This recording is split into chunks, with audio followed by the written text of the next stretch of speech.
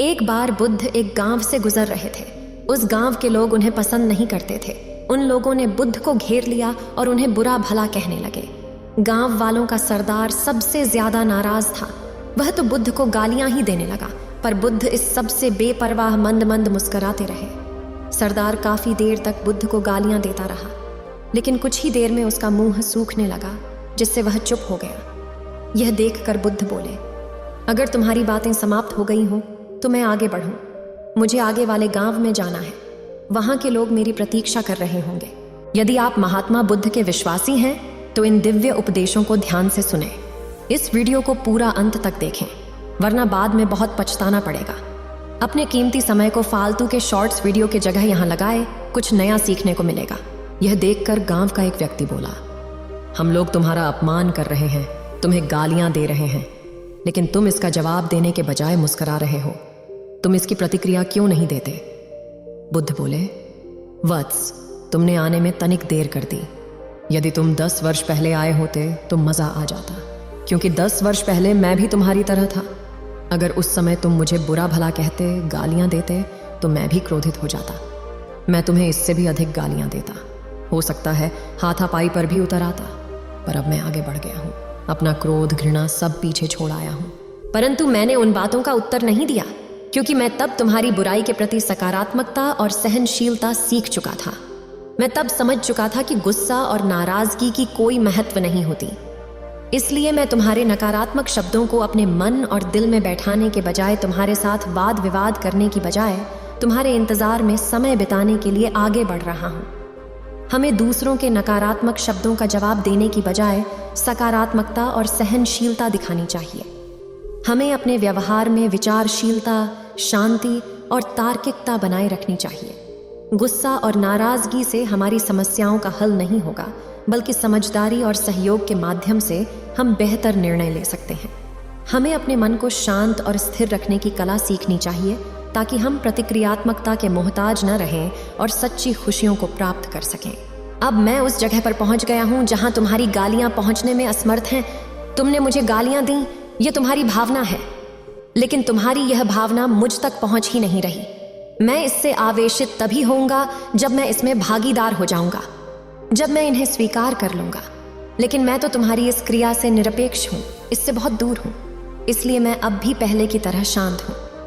यह सुनकर सरदार बोला, अरे ऐसे कैसे? मैंने तो तुम्हें गालियां दी हैं और वो पूरे गांव वालों के सामने दी हैं। फिर उसे लेने या न लेने का क्या मतलब है? बुद्ध बोले, वत्स, कल मैं एक गांव में गया था। वहां के लोगों ने मेरा प्रवचन सुना। वे बहुत प्रसन्न हुए। गांव का मुखिया मेरे लिए मिठाई लेकर आया और उसे खाने का आग्रह करने लगा। मैंने कहा कि मेरा पेट भरा हुआ है, इसलिए मैं इसे ग्रहण नहीं कर सकता। यह सुनकर वह व्यक्ति मिठाई वापस लेकर चला गया, क्योंकि जब तक मैं कोई चीज लूंगा ही नहीं तो कोई मुझे कैसे दे पाएगा? इसमें तो मेरी सहमति आवश्यक है ना? हाँ, ये तो है। एक व्यक्ति ने बुद्ध का समर्थन किया। हमें अनियंत्रित तरीके से चीजें मांगने और अपनाने की आदत से बचना चाहिए। बुद्ध ने स्वयं को नियंत्रित किया और मिठाई का प्रस्ताव न मांगकर अपने पेट की भरपाई का स्वीकार किया। उन्होंने समझा कि वह जो चीजें मांगेंगे उन्हें स्वीकार करने के लिए उनकी सहमति आवश्यक होती है। यह एक महत्वपूर्ण सिद्धांत है जो हमें संयमित और समर्थनीय चरित्र बनाने के लिए प्रेरित करता है। हमें अनहोनीय याचनाओं और मांगों के लिए नहीं, बल्कि सावधानीपूर्वक और सचेत रूप से अपनी आवश्यकताओं को व्यक्त करना चाहिए। हमें अपने प्रत्यक्ष और परोक्ष संबंधों में समझदारी से चलना चाहिए और निर्णय लेने से पहले अपने जीवन में संतुलन को ध्यान में रखना चाहिए। हमें यह समझ मिलता है कि सहमति और समर्थन की आवश्यकता हमारे संबंधों को स्थिर और स्थायी बनाती है। जब हम अपनी आवश्यकताओं को आदान प्रदान करने के लिए सही समय पर बातचीत करते हैं और अपने आप को संयमित रखते हैं, तो हमारे संबंध गहरे और विश्वसनीय होते हैं।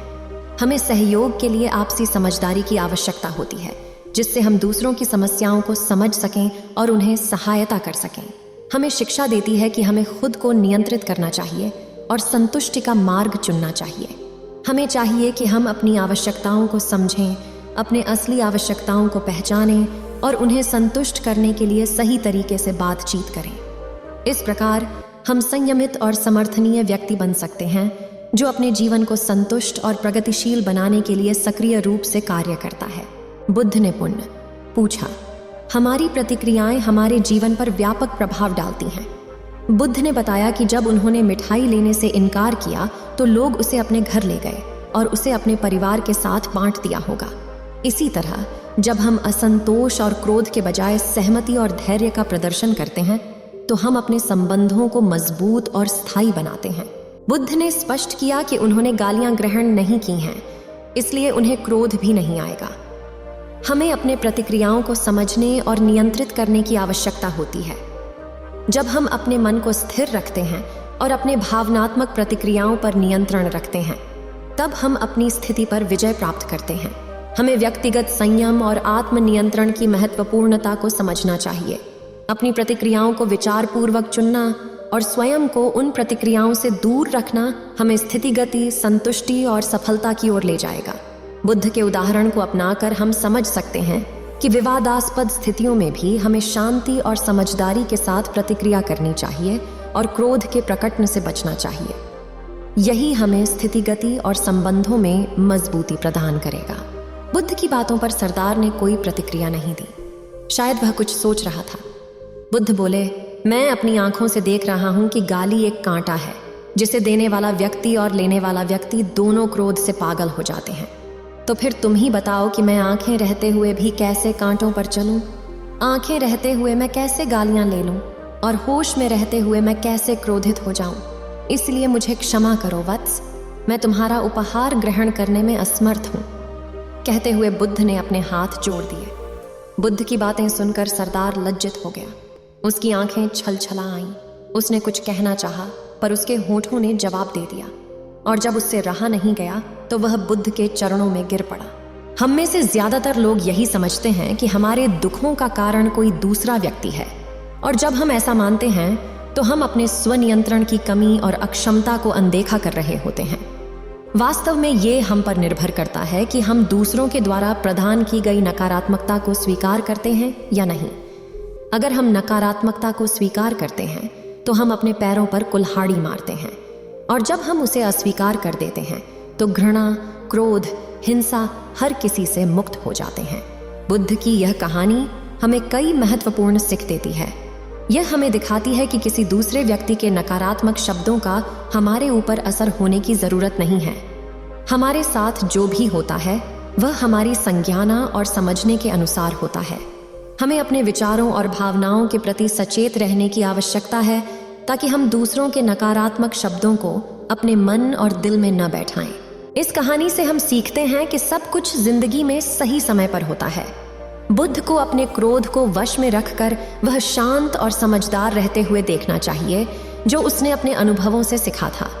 हमें अपने क्रोध और नाराजगी को संभालने की कला सीखनी चाहिए, क्योंकि इससे हम समझदार और विचारशील निर्णय लेने में सक्षम होते हैं। इस वीडियो को बोलते समय कोई त्रुटि हो तो मैं क्षमा चाहती हूँ। उम्मीद है आप सभी को यह वीडियो अच्छी लगी होगी। अगर आप बुद्ध के सच्चे विश्वासी हैं तो चैनल को सब्सक्राइब और वीडियो को लाइक करके कमेंट में नमो बुद्धा लिख दीजिए।